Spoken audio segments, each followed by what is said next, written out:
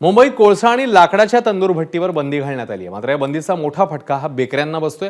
Bakery मालकांनी या कारवाया आणि इलेक्ट्रिक भट्टीचा वापर या विरोधात तीव्र नाराजी व्यक्त केली आहे। बंदी मागे घेतली नाही तर मुंबईत वडापावसाठी लागणाऱ्या लादी पावाचा पुरवठा विस्कळीत होण्याची शक्यता आहे। मुंबईतील बेकरी आणि इराणी कॅफे यांना नियमातनं वगळावं तसंच पाककलेचा वारसा जपण्यासाठी वारशाचा दर्जा द्यावा अशी मागणी भाजपचे माजी नगरसेवक मकरंद नार्वेकर यांनी केली आहे। त्यासाठी त्यांनी मुख्यमंत्र्यांना पत्रही दिले आहे। मुंबईत काही बेकऱ्या 100 वर्ष जुन्या आहेत। लाकडी भट्टीऐवजी इलेक्ट्रिक एलपीजी पीएनजी गॅसचा वापर करण्यासाठी इन्फ्रास्ट्रक्चर उभारणं कठीण असल्याचं कारण हे बेकरी मालकांनी दिले।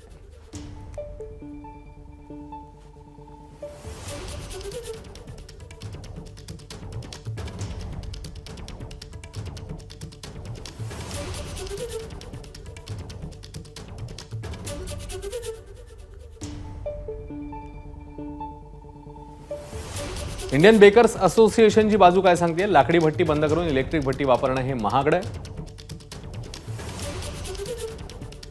तर इलेक्ट्रिक भट्टीवर मोठ्या प्रमाणात पाव इतर बेकरी प्रॉडक्ट तयार करणं हे अवघड आहे।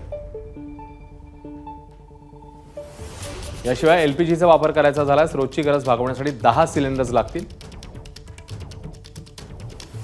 सिलेंडरचा वापर झाल्यास जीवित आणि वित्तहानीचाही धोका संभवतो। बेकरींना पीएनजी पुरवण्यासाठी महानगर गॅसकडे इन्फ्रास्ट्रक्चर नाही। मुंबईत सर्वत्र पीएनजी गॅस पुरवठा शक्य नाही। इलेक्ट्रिक गॅसवर आधारित भट्टी लावण्यासाठी किमान 1 महिना कालावधी लागेल। भट्टी बदलण्यासाठी 10 ते 15 लाखांचा खर्च आहे। सरकारने अर्थसहाय्य करावं असं सांगण्यात आलंय। बेकरी असोसिएशनचे अध्यक्ष खोदादाद इराणी यांनी या सगळ्या संदर्भात नेमकं काय म्हटलंय बघूया। म्युनिसिपल डिपार्टमेंट, गैस डिपार्टमेंट और एमपीसीबी हमारे बेकरी वालों के साथ मीटिंग रखे तो डिस्कस के भाई ये कैसे करना है और क्या टाइम लिमिट किया है। ये टाइम लिमिट रिवाइज करनी ही पड़ेगी। उसको कम से कम मेरे हिसाब से तो 30 महीने लगेंगे ये काम करने को। दूसरा है कि आज 1000 बेकरी के ऊपर बंबई में है, उनको सब एक बेकरी वाले के पास 2-2 भट्टियां हैं।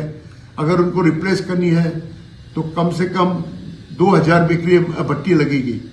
और आज बंबई में या महाराष्ट्र में ऐसे कोई मैन्युफैक्चर नहीं है जो 2000 ओवन आपको 6 महीने में दे देगा।